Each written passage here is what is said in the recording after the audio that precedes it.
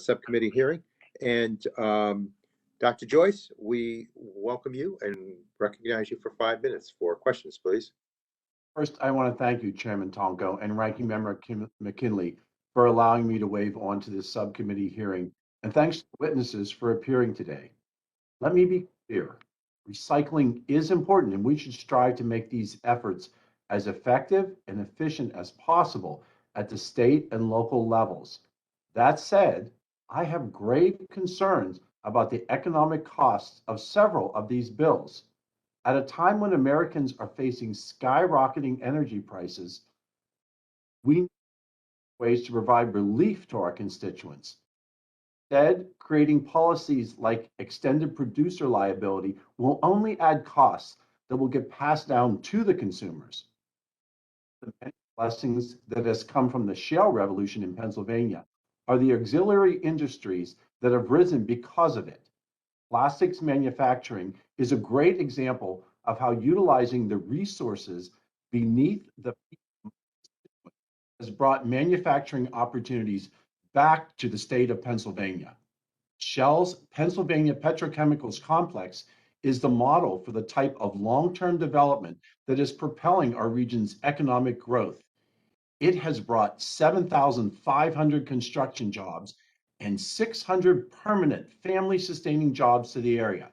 As we have learned from the pandemic and continued disruption of the global supply chain, it is critical to have domestic manufacturing for goods that are vital to our nation.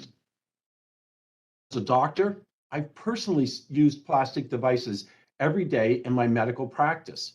Not only are they used in common medical tools like surgical gloves, syringes, and IV tubing, but they have replaced metals and ceramics in devices such as artificial hips and heart valves. Medical instruments made from bacterial-resistant propylene are used to prevent life-threatening infections in hospitals. Much of our modern medical system is heavily dependent on the benefits that plastics have provided to my patients and to consumers. My first question is for Mr. Seaholm. Mr. Seaholm, medical innovation is always on the forefront of my mind, and currently the United States leads the world in this sector. This is so important during this pandemic. By attacking the plastic industry, do we edge that we have created by developing new and dynamic medical devices?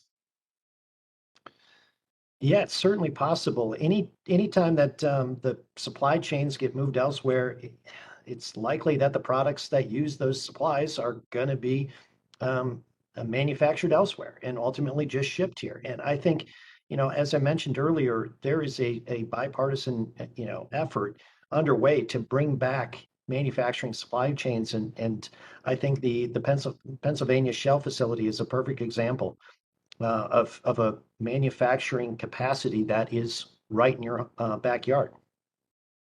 My next question is for Mr. Johnson. Mr. Johnson, several years ago, a senior official from the Environmental Protection Agency testified that mandating rates is a tricky proposition because it is tied to state of the economy of people and economic wills and the ability of individuals to part with their goods. Does support mandatory federal recycling rates? Does IRSA support mandatory federal recycling rates, and why? Thank you, Mr. Joyce. No, ISRI does not support the federal mandate. We believe in voluntary ways to achieve that. And and I think one of the reasons why I said it was kind of tricky is that you look at paper, some of the mandates are, were originally, at 30%, while currently today the paper recycling has about a 95%. It's a much higher content. It's largely driven because they want that material back into their mills. Steel as well. 70% of American steel comes from completely recycled material, and is probably going to increase as we go on. So I'm not sure how you can get with 70. When I mean 70%, the 70% has 100% recycled material. So I don't know how much higher you can get than 100%. So, as you look at the private sector, as they look to reduce costs and to make themselves more energy efficient, and to build in the circular economy, they're going to drive those rates as high as they can technically get. But giving just for, and no disrespect, if you threw out a number of, say, I want you to be at 60% by 2025, it may not be technically possible. On the other hand, I may have already exceeded 65%. So each one of the materials is very different from the other. So it is tricky to do, and you also sometimes disincentivize innovation. And that is my concern. The disincentivization of what American ingenuity brings to the table. I see my time has expired. Thank you again, Chairman Tonka and Ranking Member McKinley, for allowing me to waive on to this important subcommittee hearing, and I yield. Gentleman yields back, and you're most welcome. It was our pleasure to have both of our colleagues wave on today. I believe that concludes the list of individuals, our colleagues who wanted to ask questions of our witnesses. I thank you all